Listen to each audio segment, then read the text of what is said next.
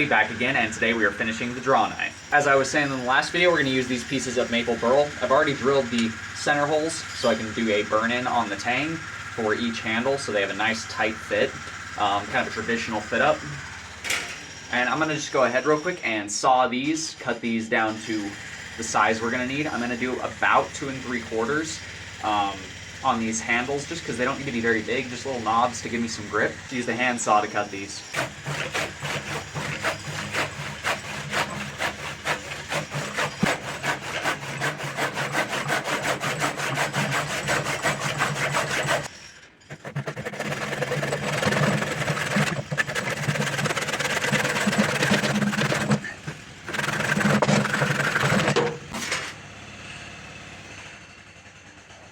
Not bad.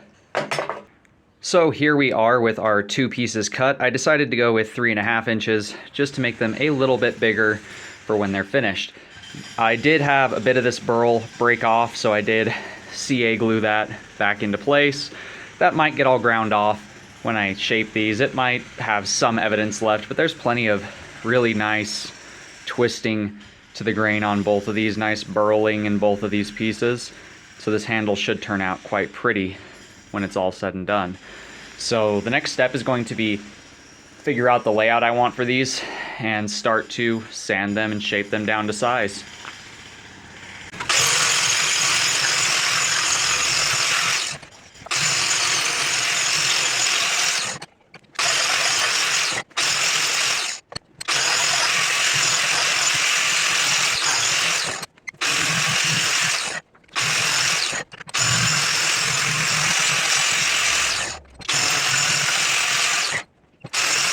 So it's a little while later now. My camera died while filming the carving of the handle pieces, but we've got these rough carved with the angle grinder, and we've got the rough grind done on this. It's pretty much ready to be sharpened. All I need to do is put an edge on it. It has a little bit of an edge already, but nothing major. I am now going to go to the forge, heat up just the ends here so I can burn my handles on. After that, we'll go ahead and clean up the rest of the shape of the handle, get it smoothed up so we can oil them and get them pounded in place, get this sharpened up, and we will have an assembled draw knife. It will be quite a cool little thing. So let's go heat it up.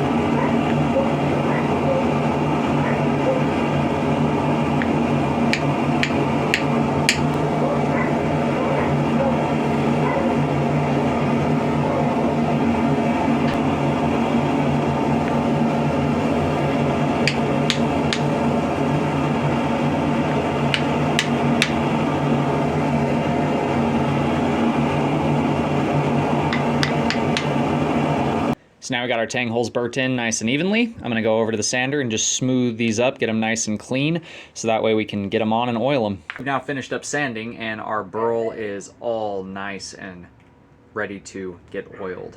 The heavier burl sides of both of these will be the show sides. So the sides that show more character in the wood will be the front sides that show when I'm using the tool more, just so it's prettier to me while I'm using it. I figured since I'm going to be keeping this draw knife around for a while and I'm going to be using it a lot, I might as well make it pretty to look at, because why not? As you guys saw, I'm going to leave the blade in pretty rustic look, just because why not? I mean, the edge will be sharp and do its job, so that's all that matters to me.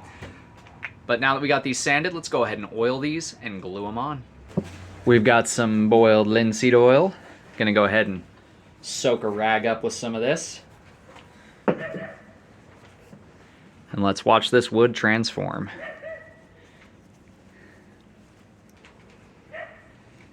Oh yeah.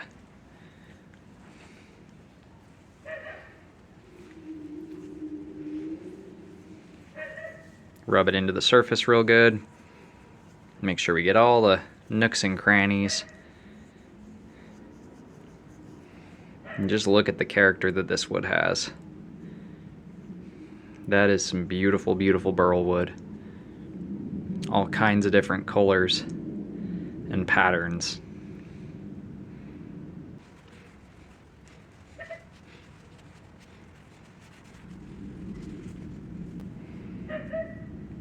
And just like that, we've got that wild rippling effect of the burl. Got all those wild little bits to it.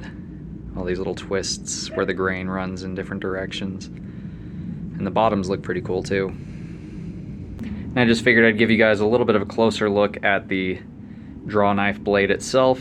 As you can see, we've got pretty much, you can see my thumb down there reflected in it. We've pretty much got a mirror finish on the parts where we've shined it up. But on the non-shined up parts, we have that file kind of shape. And I did that on purpose. I want it to have a very homemade, rustic kind of look. Just a quick trip to the wire brush to clean off the teeth, and these file teeth are still rather sharp. So it'll be cool because I'll still be able to use that as a file. I can flip it around and round things so I don't have to pick up a file or use a different tool. I'll still be able to use this critter right here.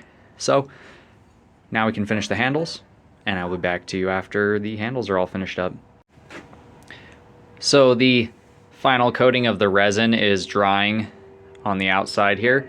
What I did off camera to glue these up is I just, underneath where these fit up on the tangs, I basically cut a bunch of notches through the sides of the corners of the tangs, so that way the glue had some place to bite on the tangs. And then I epoxied these into place and tapped them down real hard. Then I gave our handles a nice coat of clear resin. So once that hardens, it'll have a nice glossy finish. Just like how we did with the blade with that mirror finish. And lots of these nice little file marks and forge marks left in there. So you guys can see that is going to be a really pretty tool. So here we are with the finished draw knife. We've got those beautiful glossy burl handle scales, that rustic mirror finish type brute de forge kind of look to this. Looks like something you would see in a shop from 80 or 100 years ago. Very nice firm grip on both sides, slightly canted, so that way the elbows stay in line and I just have to straighten and bend my arms to cut with it.